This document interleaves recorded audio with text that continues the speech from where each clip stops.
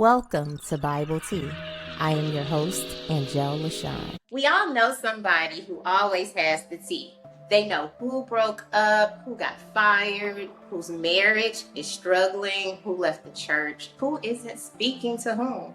And somehow, they always have a reason to tell somebody else.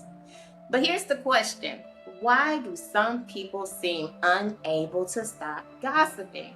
Is gossiping simply poor character? Is it insecurity? A need for attention? Learned behavior? Could it be connected to emotional or psychological issues? And although we jokingly call gossiping a disease, when someone's behavior doesn't actually point to something deeper that needs to be addressed. Dr. Lakiba, I'm just going to start messy today. Is gossiping a disease? Because some people act like if they don't tell somebody else's business, they're going to get sick. But seriously, we laugh about gossip. We call it spilling the tea. We say, girl, let me tell you what I heard. But today I want to go deeper. What makes another person's life so interesting that we feel compelled to tell it? Well, welcome to Bible Tea. Today we're talking about being addicted to the tea. I am excited to have my amazing guest with me, thought leader, psychotherapist, speaker, author, and founder of the Fresh Hope Counseling Center located in Dunwoody, Georgia. Well, hello, Dr. Lakiba. It's so good to be here with you. I'm so excited. Thank you for having me. This is a topic that has been pressing me. It's been pressing me. It's been pressing me. So today, I'm going to do very little talking because really I'm like on your couch. Oh my today. goodness. I'm on your couch today.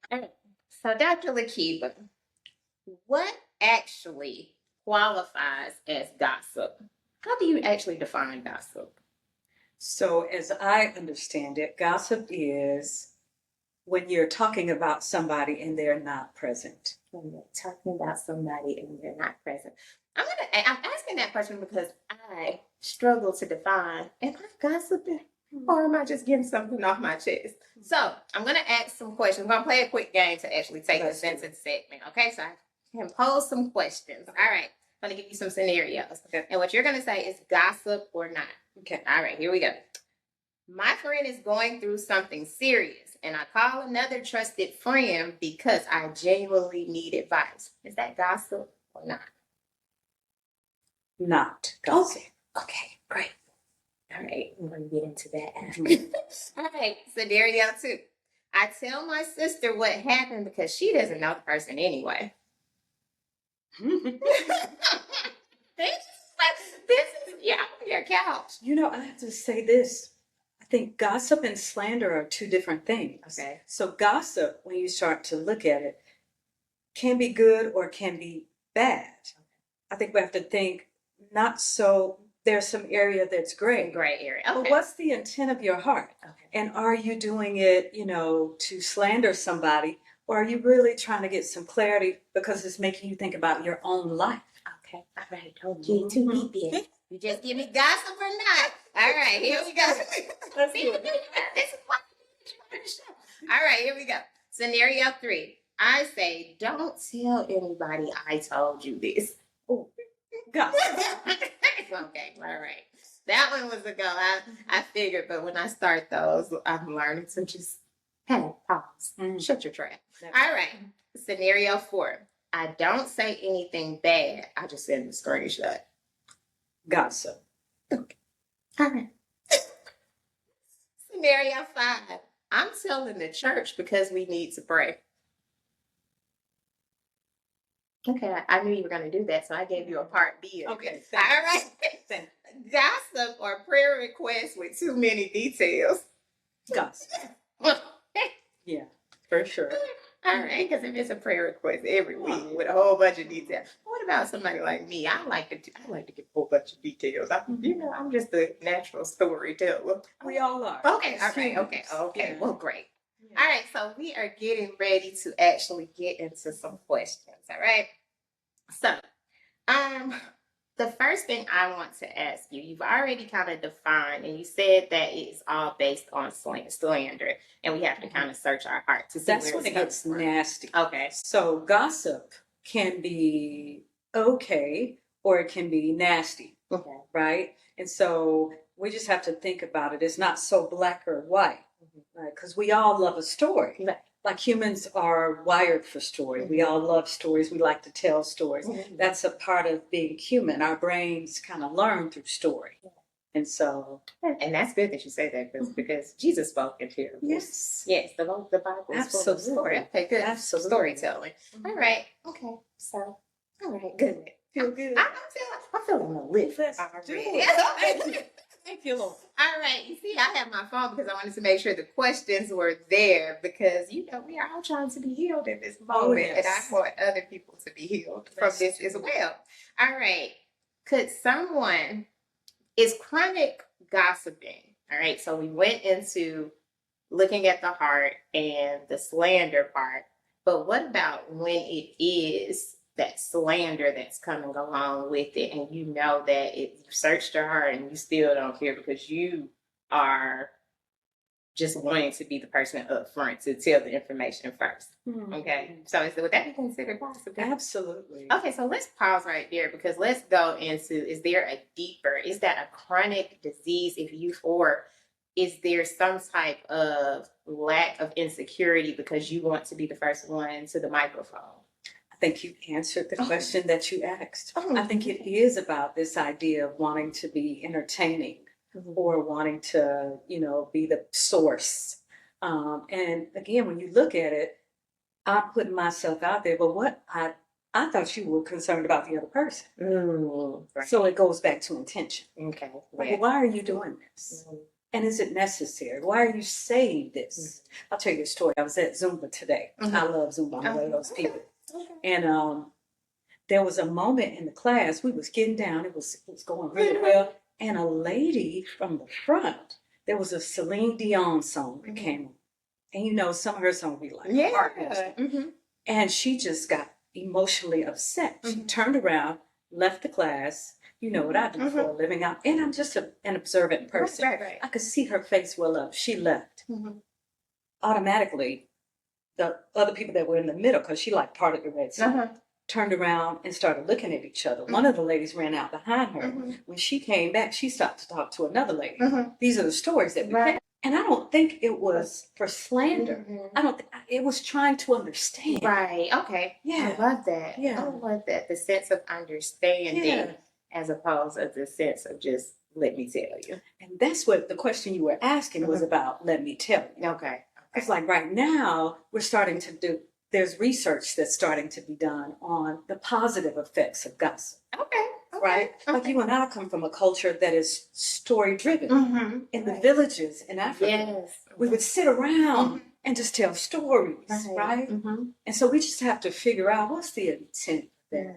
Am I trying to tear this person down, or am I trying to lift myself up, feel better about myself because I'm not down bad like this person? Right. That's where we really get into whether it's that positive type or the type that's just pulling people down. Yeah, I'm glad. I like the story that you told because we are, especially as women, we are ones to, for one, nurturers. And so as a nurturer, you're going to be on the front line, right? And you're going to be the information receiver. And I know this is your profession to be the secret keeper. Yes. Okay. The keeper of all secrets. Yes. So as you're trained to keep the secret. Yes. As women, we're not trained to keep the secret as much, right? You've been trained to. So I know that for me, I can sometimes get into telling a story to heal somebody. And then I'm like, did I just tell somebody business? Like, it kind of is like, I'm torn. So a lot of times I'm often trying to get understanding, like you said, for a situation when somebody has done me wrong, and I'll give, so I want you to understand, I'm giving the backstory. Yeah. And so the backstory can sometimes feel like gossip too. So to hear you say that research has been started to say that some gossip is good gossip. It is. It is. It can be. And that's what the research is starting to tell us. Because when we gossip, we feel a sense of connection. Okay. They're actually like dopamine is released in our brain. It's a chemical that makes us feel good to tell a story. Okay. Makes us feel good. And this oxytocin is a chemical in our brain that's released. It's called the cuddle hormone. Okay. But it makes us feel connected to each other. So when we tell our little stories, we feel connected. Okay. I love that. Yeah. So do you think, as research goes on, that they'll give another name to that word gossip? Because it has such a negative connotation behind it. Of course, the Bible talks about gossip, but it's almost like when you go through the Bible and you hear gossip in there, and it's not really defining what gossip is, really. Well, it teases it out. Because when you get into slander, that's the nasty, it's nasty part. And when you get into talebearing, you're lying on people. Right. So it gives us details on telling those things. Yes. So, but people like me, who I just said I was struggling with, did I just gossip? Yeah. Because I read the Bible, I see gossip, and I'm hearing telling other people. But I know that it also talks about lies. I'm not telling a lie on anybody. I'm just telling a story. Yeah. And sometimes it comes out as me telling more information. I love your honesty. And you know what? Earlier we were talking about as women would do that, but I don't think we need to gender it. Men do it too. Oh, they do. They do it at the barbershop. They do. They do it on the phone. I think it's just somebody in the comments would have probably been like, they got support, and they do. You are definitely right. They just don't call it gossip. But we have now changed we've made gossiping fun. Because even the name of this show, the Tea, Bible Tea, I'm talking about the gossiping of the Bible. Yes. I'm talking about spilling the tea. Yeah. And, what's the word on the street, girl? It just changes with generations, what's the scoop? All of those things, we change. And so you have platforms, people who have become millionaires off of gossiping, really and truly. Now that is what I would consider gossip, because you have created platforms on people's downfall. And so, but it's become a multi-million-dollar business to be able to gossip. And so isn't that a convenient distraction from our own lives? Yeah, and the things that maybe we're avoiding, dealing with in our own lives, to be paying attention to what somebody else going through. Right. But okay, so scaling it back to what you just said, to be able to take the attention off of what we're going through and just look at. So it goes back to that person who's running to the mic first to be the first one to tell. Right. So is it an insecurity that they're dealing with, or is it where they are dealing with some type of, I guess, how do I word this, disease, disability? I don't know. Because I don't know the terminology. When you proposed this topic and you said that, I was just like, she is really trying to get to the nitty-gritty. Because I'm talking about me, because I am very intentional about when I'm saying something, I'm like, I want to, even when I'm telling my kids a story and I'm trying to help them to see that there's nothing new under the sun. Yes. This has happened. That's right. Let me tell you how this transpired for this person. Yeah. I may end up telling a little bit of somebody's business, and I may change names, but they're grown now, so sometimes they figure it out. Exactly. So so you've kind of cleared that up and you lifted the weights up off. I think you have to look at the intention of it, right? Like, why are you doing it? What's your motivation? Right.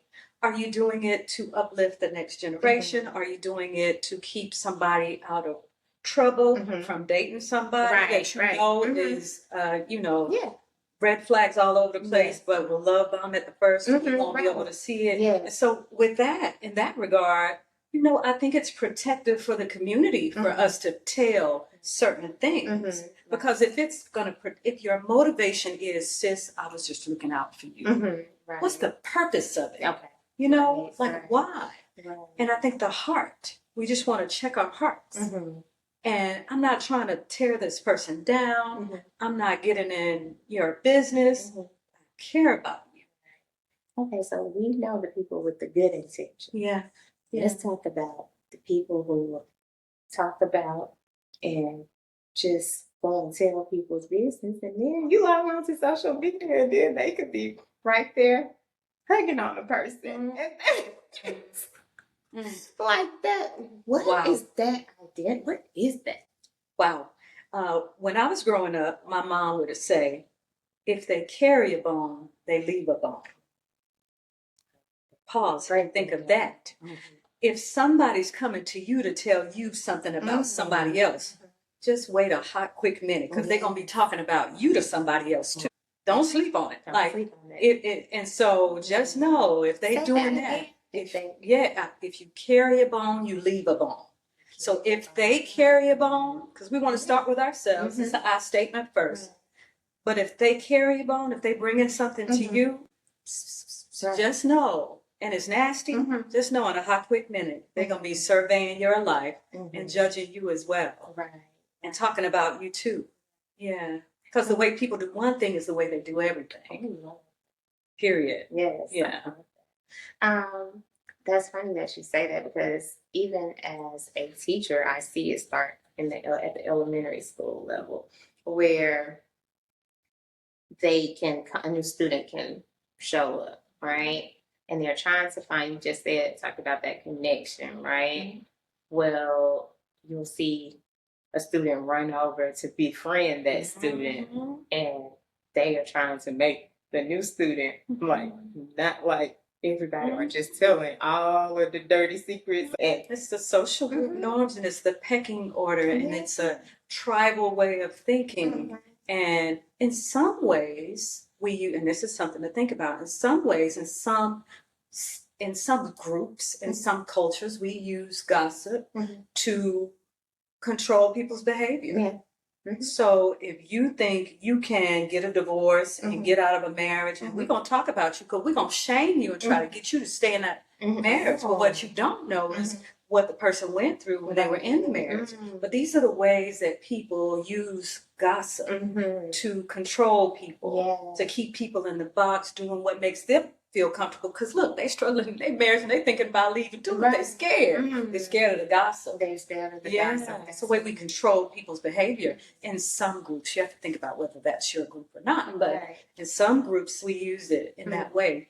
And I don't even think that we're, in some regard, conscious of that. Yeah, because as you were saying that, I was starting at the elementary level, but you see it progress even as an adult, so it starts and it just gets bigger. It becomes this bigger monster that nobody is really calling out, because it's just kind of really like the norm. So that's why I really wanted to have this episode, to really call out the monster that we don't really identify. And we can do better. Yeah, and we can do better if we're identifying what is it? Are we tearing people apart piece by piece, and not through conversations, just through words, And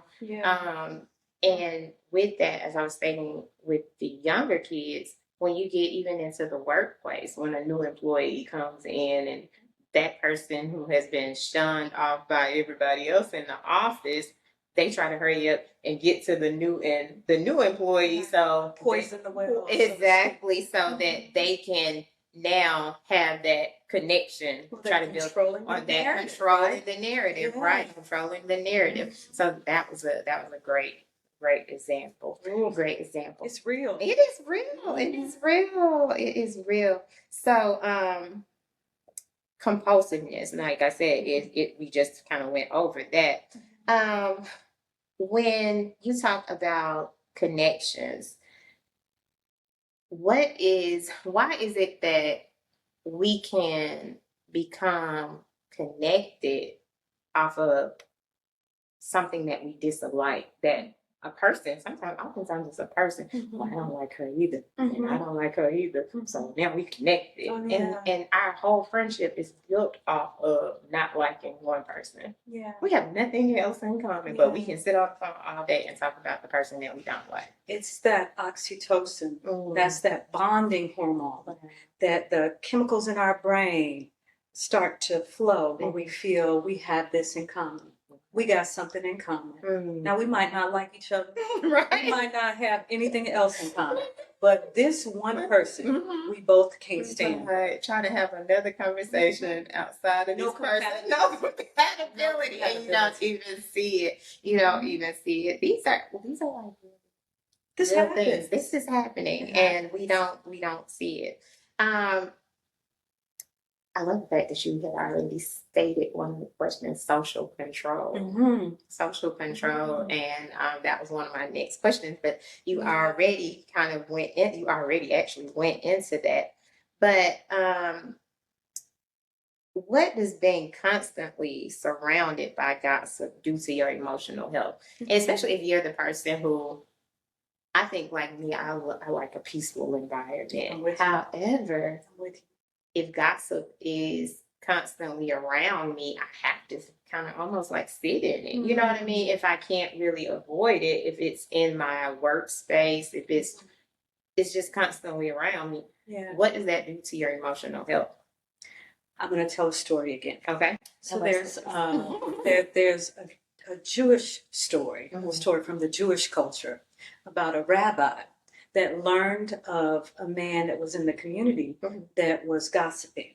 And he invited the man to his home.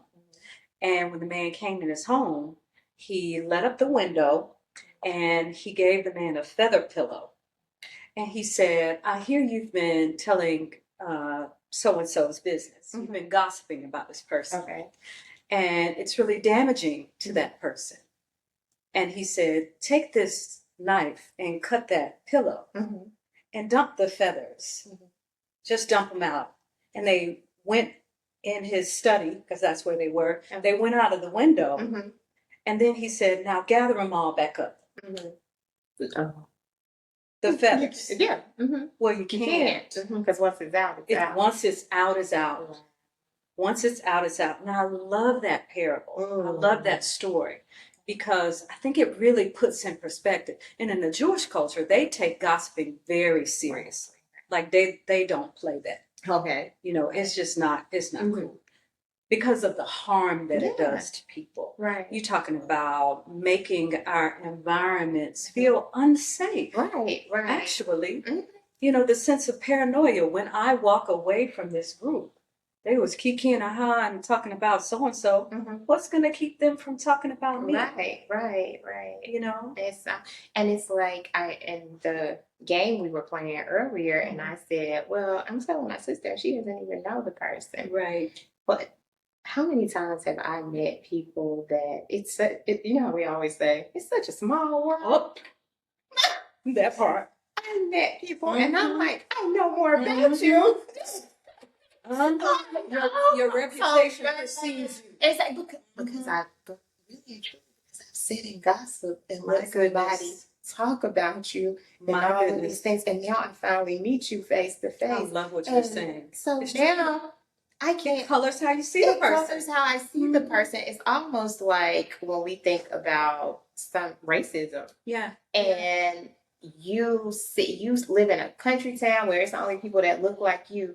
And you've heard all of these things about the other race. Yeah. So automatically, when you finally meet that other race face to face, you just want to think about all of the bad things. Socialize in your mind. In your mind. And you can't come, it's hard to come back. It takes years, you know, even if you're trying to be intentional, but you still have that thought, like those feathers stuck in the back of your head because you've already heard this about this person. So you have to be like intentional. And it takes a lot to unlearn it. When you were talking earlier, it's this idea that it's just low vibrational, right? It's just low vibrational. There's research that has been done about kinesiology, And this idea that when we are thinking about somebody we don't like or some situation that we were in that was anxiety producing or we were depressed, our muscle strength is lessened. We get weaker. So when we're sitting in spaces where people are talking, gossiping in a malicious way, in a slanderous way, just know the price that you pay is far reaching because you're getting weaker by the moment because it's not uplifting. Right. And it's making you think about, dang, if you see that person that way, I know I got an issue kind of like that too. So we start to judge ourselves against ourselves. And when I work with couples, when I work with people, period, I talk to them about the importance of having a positive mental image of yourself and a more positive mental image of other people, little bit by little bit. Right. Because if I see you negatively, if I see myself negatively, think about the depression and the anxiety that I'm getting up out of bed with. Yes. And we can do better. I love that. It's a lot. It's a lot. Taking you into another question that I was thinking about as you were saying that. When you are in a place where you feel like you are constantly having to get advice for yourself. And so, as I stated earlier, I like to tell the backstory for people to understand like what is going on. But sometimes I've already prayed about the situation, talked about it with God, but I still feel like I just want to share it with my best friend or share it with my family. And then I feel like I leave out feeling like I may have been gossiping. I may have now made that person look bad in those people's eyes. You know what I mean? Even though I was trying to just prove a point of how I was feeling in the moment. So what is that really? I love what you're saying. Again, it goes back to motivation. Like, why am I doing it? What's the intent of me telling this? And I tell people, go to therapy. Therapy is, my clients come to me and they gossip. They talk about what's going on in their lives. They talk about it's confidential. I'm not going to tell nobody. I know a lot about a lot that I will take to my grave. Because it's a safe space to unload. And here's what people need to know about psychotherapists. I am trained, I have advanced skill in listening to the story. Not just for the story's sake. I'm listening underneath the story. So I can hear the projection. I can hear the intellectualization. I can hear I'm avoiding my own situation. And I'm always bringing it back to, well, what was going on with you at that time when that happened?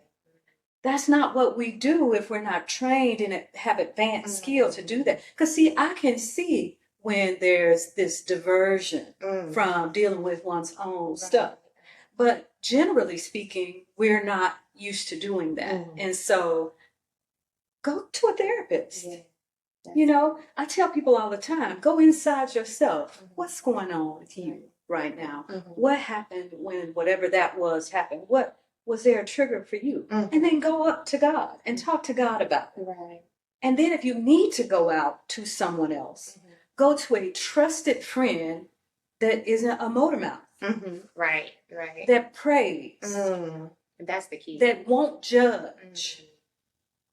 Or go to a psychotherapist. Because even when I go to the friend that prays and won't judge, there is a deposit that happens with that friend. Yes. So I have to be mindful of what that friend is going through and what's going on in their life.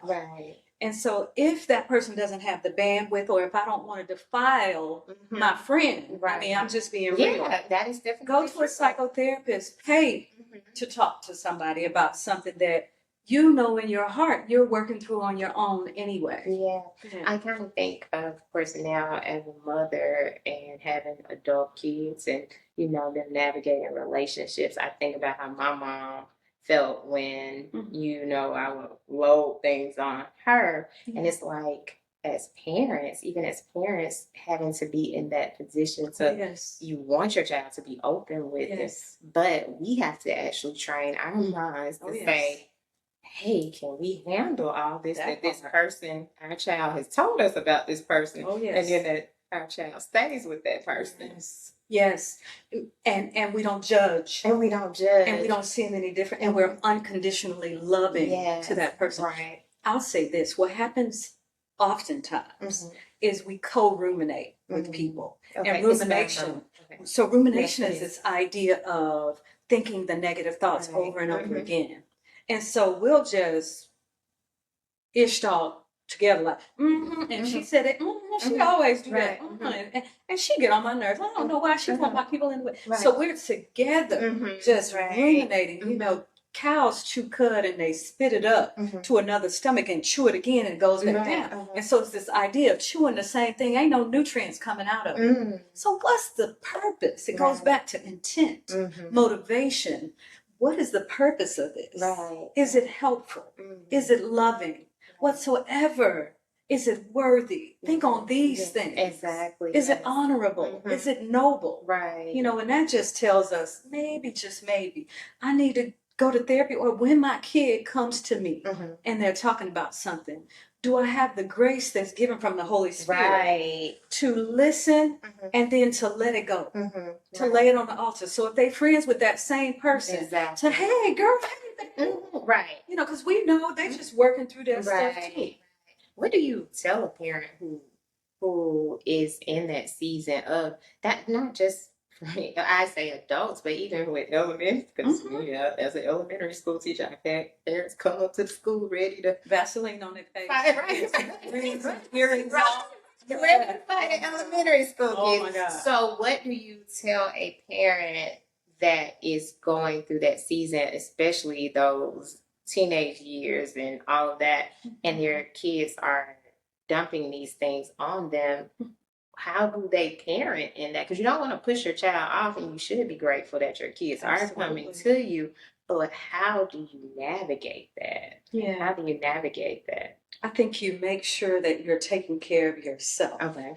And that you're emotionally mature enough to listen, but not to get drawn into the story. Okay. It's one thing to listen to the story. Right. It's another thing to be drawn in and taking sides and you know, it really is important to remember too. When we were that age, I was just getting and we were friends with somebody, and then they talked about us or liked our boyfriend or whatever the case may be, and then we stopped being friends and they broke up with boyfriend, and now we're friends again. Right. That's what I was getting ready to say. I have learned, trained myself to pause and just listen and just ask a question. Yes. But most of the time, I'm really reflecting on conversations my mom had with me. You know what I mean? And I'm like, like reliving, because again, there's nothing new under the sun.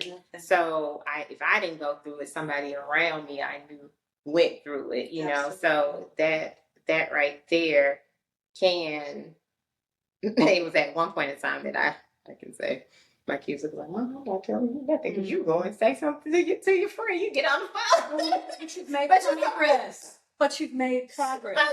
This is thing. I said, parents, we compare stories. Girl, let me tell you what this child, and then we gossiping. We really are gossiping about kids. And so even when you're on social media and you see parents venting about their kids and everybody's agreeing in the comments, yeah, mine just came. I'm like, we had turned to gossiping about our kids. And social media is a place where it happens a lot. Because it's that connection. We're connecting off of our trauma and off of our stories and things like that. So I've learned to not get on the phone and tell, like, what you think I should Preachers do it. They tell on their family. I remember my kids were, their dad was a preacher. He'd be up in the pulpit, he'd be talking, and my wife and my kids, and we just got used to it. It was a story. It's telling a story.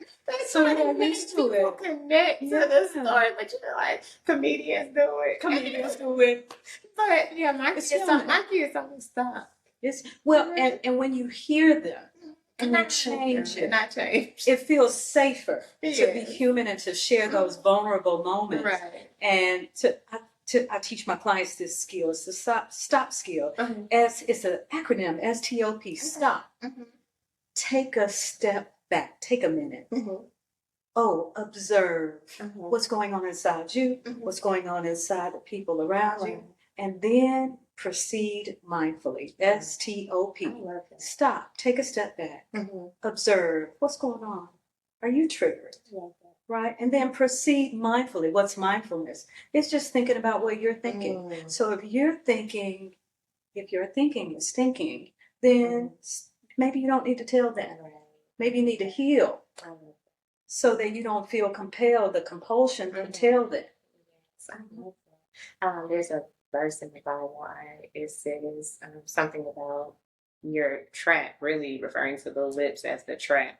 I think it's a proverb, but that it is talking about gossiping, but they don't say the word gossiping, but it's saying guard your lips, guard your lips. It's a trap. And I just love that story about the feathers, because it's a lot of things that we can take. If you take some money from me, I can get it back. Yeah. But once you put those words out there, you can't The feathers, undo them. they were all down the road. Yeah, you can't Get that back. And then the person is harmed. And the people that heard it, they're harmed. Yes. And you're harmed. Yeah. Because it's low vibration. Right. Because like I said earlier, it's a small world. It's a small world. I never thought I would have met you, but now I know your whole story. And then now I'm fighting. Yes. I'm fighting to overshadow what I already know about to meet you in this moment. But that's why we proceed mindfully. We think about that and we say, I'm going to take this person. Now, make no mistake. What I know, I can't unknow it. Yeah, right. Right? Because it's too late. But I can take you in this moment and I can get to know you for myself. Yes. That's good. That's good.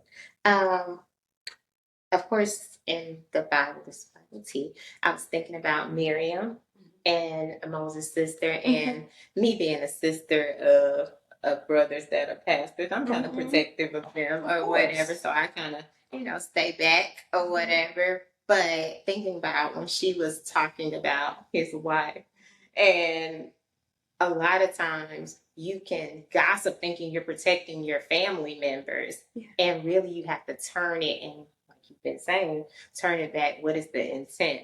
Because you can grow to not like somebody and you can only see the negative things that they're doing to your family members and nothing positive. So you're so focused in on the negative that they're doing. Right. And you're constantly like dropping those little seeds. And just like we sow good seeds, we also sow evil seeds too. You know what I mean? And that's what I kind of think about with that story. Like it may, from the outside, it may look like it was a good intention, but only you know what your intent was. Your Heather was at the house washing that man underwear. She was cooking his food. She was doing all the things. She was letting man Miriam, you coming with whatever on the outside. Exactly. Somebody from, you don't want your sister or your brother to date somebody from down the street or another, you know what I mean? So I'm a drop little seeds. And so God gives us, of course, like I say in Bible Tea, the reason this is called, because we have those examples of, let's check even how we are trying to navigate our family. Being intentional about when somebody comes into the family, or even family members all together. Are we being intentional about the seeds that we are dropping when we're just listening to the stories that somebody else, have going on? I'm good for, hey, have you told them that? Or walking away. I'm walking away. I will walk away in a quick Now, so I have to tell you, that is where I need to grow. Just because I'm not saying anything, like you said, I'm still still doing something to my nervous system. You're right. It's still doing something to my health. So I have to be more intentional of saying, okay, I'll call you back, or whatever the case. You know what I mean? Or just I think because I can be, I don't know. I don't know. You know. I love stories. Yes, love I stories. love stories, but I'm also always thinking about people's feelings, and I don't know if I'm that great of saying no. So the people pleasing, Yeah, the or people pleasing, okay, the fawn response. That's so I sit and I listen, Yeah. because the people, like, perfect. The people pleaser in me, it doesn't know how to say, well, I don't want to Have hear you it. called them to tell them? I'm not that You bold, probably should. and I need to be. And in this season, I'm trying to be like bolder and in a lot of things. And so, especially I heard the progress sit here as you were talking. I could hear it. I can hear it. Let me lay down on that pink couch back there. I feel like I'm in a session. But we're all just trying to do the best that we can. Right. We are, and each season growth requires growth, and Absolutely. just being able to reflect and in that growth. I'm not going to hold you long, but I do want to close out with gossip detox. Okay, becoming comfortable saying that's not my story to tell. I love that. I'm okay with saying that part, but I'm not, again, okay with saying, well, I don't really want to hear it, or okay, I don't know. So what would you say to somebody like me? What would be your advice for somebody like me who doesn't know how to walk away from the gossip? I'm curious as to what's going on inside you that you want to. There's a want to there. But what keeps you there? And maybe encouraging you to face that, maybe trying to say it and see what happens. I think your fear of people, the Bible says that the fear of man is a snare. It's a trap. Yeah. And it also says, why should I be afraid of man? What can man do to me? Right. And so sometimes just trying it out and saying it and getting the response will send the message to your subconscious mind. It's not that deep anyway. People will probably laugh and say, girl, you're right. I don't need to be saying that. That's true. I think just trying it out. And then sometimes, like I tell people, it's delivery is everything, and hone into how do you deliver. And people probably know me as being kind of cheerful. I make jokes and things like that. So learn to maybe even say in a jokingly way, but yes, stern way. Yeah. Set and maintain the boundaries. Set and maintain the boundaries. Okay. So 3 questions. Okay. Before you spill it, we spill the tea. Love it. All right. This is what I came with. It isn't mine to tell. Why do I want to tell it? Good question. And then what happens to the person if I tell it? The feathers. Yeah. So I love the direction that you took that in. It's the progression of it. Because oftentimes we think it's just, I'm just telling this. But there are ramifications of what we say. Right. And I want to tell a story before I go. I like telling stories. Yes. There's a story about a man. He was into crabbing. And so he did his little daily journey of getting the crabs, and he put them in the bucket. And he was getting ready to get off for the day. And this child runs up behind him and says, hey, mister, don't you need to have a lid on that bucket? And he said, son, there are crabs in that bucket. I don't need to put a lid on the top, because when one gets up to the top, one of them down at the bottom is going to pull them back down. Oh, I love that. Wow. And so we have to decide, are we going to be that crab? Wow. Are we going to pull people down? And, I'm all about liberation theology. Yes. Jesus came that we might be free. Yes. And live an abundant life. And we can. Yes. Definitely. We can do better. Right. Oh, wow. I love that. Well, will you close us out? Will you close us out in prayer? Absolutely. Close us out with a final word. Absolutely. Lord God, we thank you so much for this day. This is the day that you have made, and we rejoice and we're glad in it. I thank you for Angel, and I thank you for her heart for you, for the progress that she has made, for this platform, and her just giving us the opportunity to see that we can do better. and that you're desirous of us doing better. You're calling us to higher heights. And Lord, I say collectively to the unconscious, onward and upward. And I thank you for the Holy Spirit's power, that we will do just that. We will move upward, we'll move on, and we'll forgive people that need to be forgiven, and we'll let go of our past hurts so that we can be in the present moment and deal with our own realities instead of talking about others' realities.